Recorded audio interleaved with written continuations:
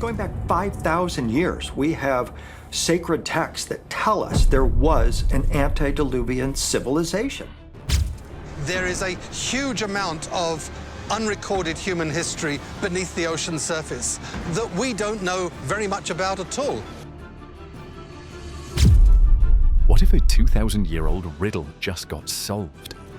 Parts of this are just beginning to be revealed for the first time. In 2025, a stunning find might have finally unmasked Atlantis, Plato's lost island empire sunk by disaster. Plato was writing about events that took place 9,000 years before his time.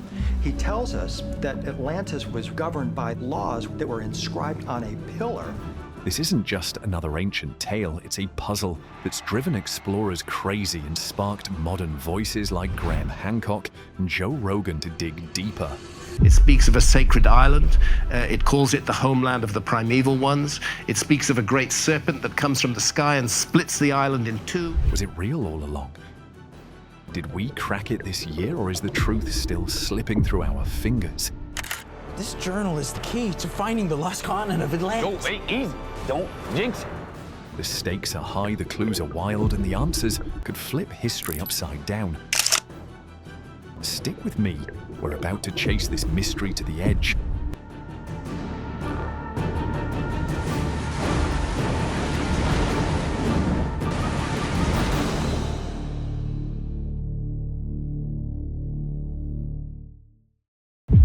The story of Atlantis comes down to us from the Greek philosopher Plato.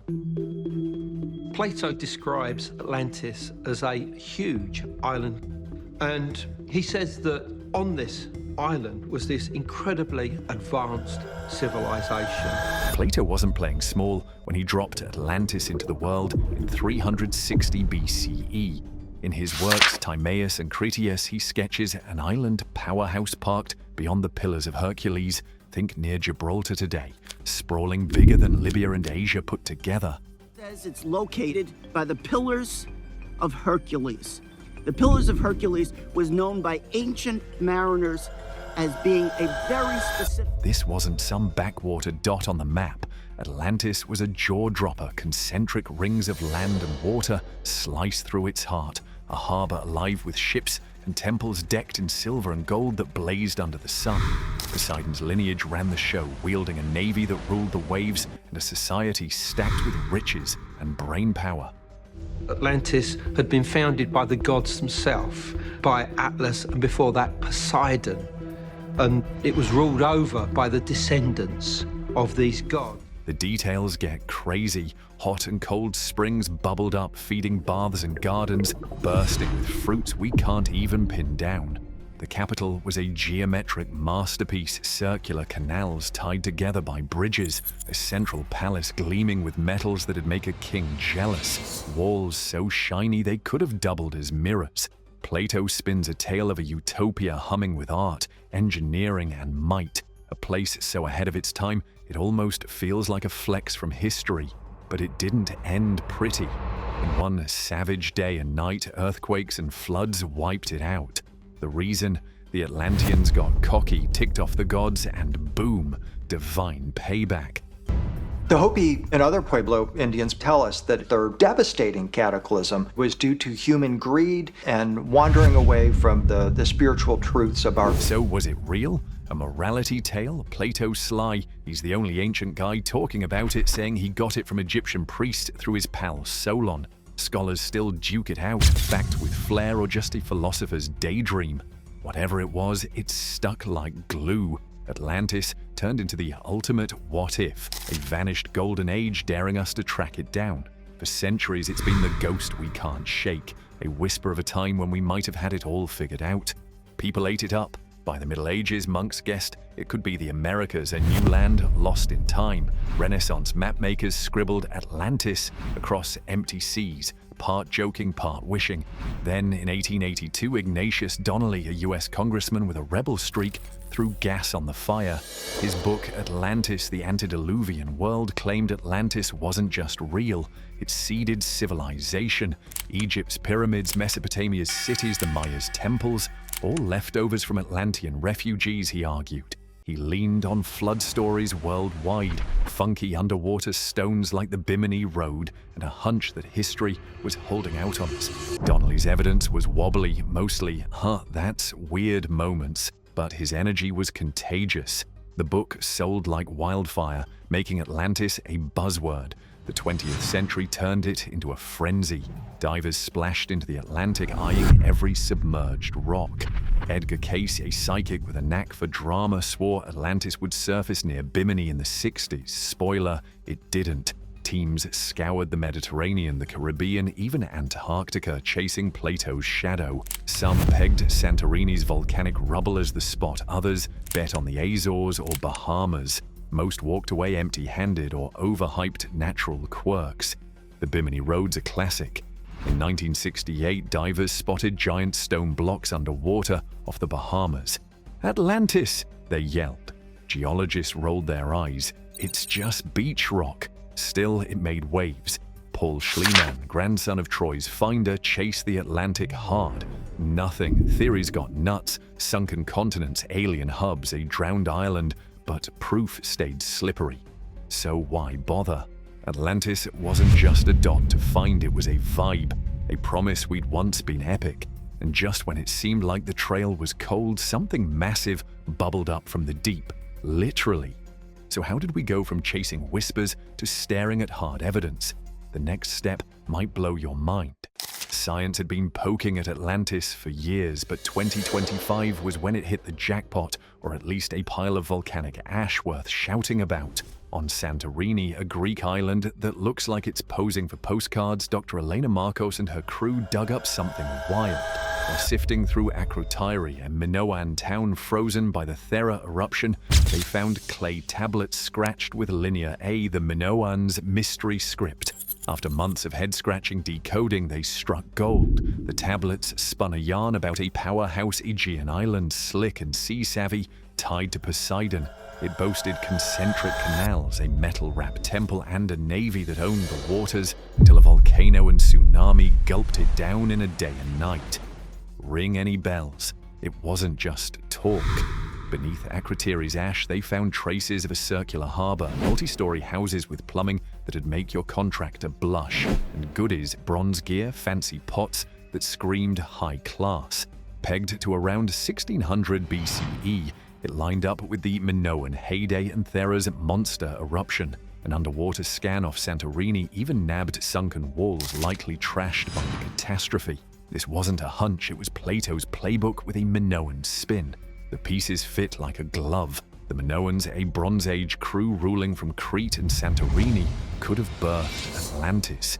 Their crash after Thera blew, ash-choking crops, waves smashing docks, morphed into a warning tale. Maybe Egyptian sailors passed it to Plato, who spiced it up with a 9,000-year timeline. Experts reckon he flubbed hundreds for thousands. The eruption's numbers don't lie. 41 cubic kilometers of debris, a caldera drowned by the sea, tsunamis topping 12 meters. By 1450 BCE, the Minoans were done, muscled out by the Mycenaeans, their story fading into rumors. It tracks. The caldera's a dead ringer for Plato's sunken island. Akrotiri's wall paintings, ships, towns match his thriving vibe. Geologist Dr. Floyd McCoy, a Thera vet, calls it one of history's loudest booms, big enough to spawn a legend, but it's not flawless. Atlantis was supposedly huge, Santorini's a speck. Plato's 9600 BCE date is miles off. The Minoans were cool, fancy toilets, bright art, but not spaceship-level advanced. Doubters shrug, solid but not spot on. Even so, the 2025 haul was dynamite. Marcos kept it chill. It's not Atlantis word for word, but it's probably what Plato caught wind of. A discovery kicked off a frenzy, geologists mapping Thera's wreckage, linguists racing to unpack more Linear A. Headlines blared, Atlantis cracked, and for once it felt less like a stretch and more like history clicking into place. Here's the kicker though, nailing Atlantis doesn't wrap it up tidy. What happens when the myth gets a reality check? But cracking this case didn't just hand us answers, it stirred up a whole new mess. What's the fallout when a legend lands in the real world? You'd think pinning down Atlantis would spark a global high-five, mystery solved, job done. But the 2025 Santorini breakthrough left a strange taste.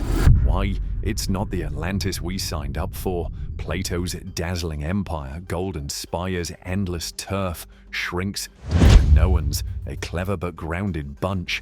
No futuristic toys, just a seafaring squad that ate a volcanic sucker punch. The dreamers, it's like expecting a sci-fi epic and getting a gritty docudrama. That sting cuts deep. Atlantis was our getaway, a flawless past to envy or lean on. The Minoan take, real, raw, messy. They were sharp for their era, indoor plumbing, bustling ports, but not the mythic champs we hyped. That disconnect bugs the romantics who'd rather hunt ghosts than settle for reality. It shakes things up culturally too. Some, think nationalists or mystics, hoisted Atlantis as their ancient trophy. Tying it to Greece pops those bubbles of lost oceans or alien origins, ruffling feathers. Greeks loved it. Tourism boomed, egos swelled, but others, from Turkey to the States, felt their pet theories sidelined. In the US, where Atlantis is a pop culture darling, reactions split. Some dug the closure, others grieved the magic's dimming.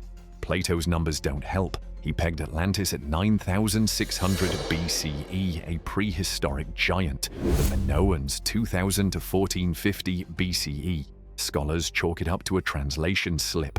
Egyptian hundreds turned into thousands, but it still dulls the shine. Size-wise, Atlantis dwarfed continents. The Minoans were local. It's a decent match, yet off enough to itch. The real gut punch? It ends the hunt. Atlantis lived on the chase. Every dive, every guess kept us glued. Santorini's hall shrinks that playground. Sure, arguments linger. Is this really it? But the maybe loses its spark. One viewer summed it up. It was cooler not knowing. That's the deal. Truth trades wonder for weight. Science isn't all in either. Some archaeologists call it flimsy. The tablets don't spell Atlantis, snaps Dr. Theo Papadopoulos. The harbor's roundish but not Plato's exact doodle. Linguists squabble over translations. Key bits could mean squat. The timeline nags. Even with a math tweak, it's a stretch. It's the strongest contender yet, but not a lock. It's political too. Greece cashed in. Santorini's a hotspot now. Rival theories sulked. Cash for Atlantic or Caribbean hunts might vanish, stranding explorers. For them, the mystery was oxygen. This feels like a chokehold. So, solving Atlantis didn't just close a book, it cracked open a debate. Feelings, pride, and a quiet sigh at losing the chase. But while the labs hash it out, some voices won't let Atlantis fade that easy. Who's keeping the fire alive? Say hello to Graham Hancock, the maverick historian who's not ready to bury Atlantis. In Fingerprints of the Gods and his latest rants, he pitches a lost Ice Age civilization, maybe Atlantis, ruling the roost 12,000 years back, trashed by a comet or flood. Survivors, he reckons, rebooted Egypt, Peru, the works. His evidence, Göbekli Tepe's ancient stones in Turkey, too polished for newbies, Giza's pyramids lined up like a star map, South America's giant rocks, sliced with eerie accuracy. He ties it to the Younger Dryas, a 12,800 BCE frieze that might have come from a cosmic smack. The establishment laughs. Göbekli Tepe. Early farmers, excavations say so. Pyramids, Egyptians kept logs. Megaliths, local hustle, not lost wizards. The comet's legit. Ice cores hint at a hit, but no worldwide culture shows up. Hancock's bashed for cherry-picking, skipping timelines where progress creeps, and he's a legend anyway. Books fly off shelves, crowds pack his gigs. Why? He's a showman, charming, stubborn, tossing out. What if they're hiding it? He taps our itch for secrets, especially when profs sound snooty. No hard proof, just a killer story, but it keeps Atlantis cooking. Plato, or Solon, refers to it as Atlantis. Atlantis is not an ancient Egyptian word. It looks like some attempt to translate into a meaningful Greek phrase what was originally an ancient Egyptian phrase. Got back up, like geologist Randall Carlson, who nerds out on comet data. Critics call it guesswork and a fancy hat, but fans see a revolution. The 2025 find, too tame for Hancock, Atlantis needs more than Minoan dust. Then there's Joe Rogan, the podcast titan, amplifying Hancock's vibe. The Joe Rogan Experience pulls millions, and Hancock's a regular. Their talks are marathons, 3 hours on Atlantis, comets, ancient maybes. Rogan's no academic. He's a comic and fight guy, but he's hooked. Bro, what if this happened? He'll blurt, hyping Hancock up. Rogan's had others, Carlson, Robert Schoch, pushing Lost World theories. He's not lecturing, he's vibing the regular dude to Hancock's renegade. That reels folks in. Someone might Google Atlantis mid-episode, caught in Rogan's orbit. Detractors moan he's soft. Where's the pushback? Scientists worry it blurs truth and hype. Millions here lost civilization with no backup, and buy it. Rogan shrugs. Just chatting, man. You figure it out. Fair, but his platform turns fringe into thunder. It's not just Rogan, Netflix's Ancient Apocalypse, Hancock's Brainchild, and cable's Ancient Aliens flood TVs with Atlantis fever. YouTube's The Real Wildfire. Channels like Bright Insight, Jimmy Corsetti, and Ancient Architects Matt Simpson rack up millions, tearing into ruins, lost tech, and Plato's crumbs. Uncharted X and Mystery History jump in.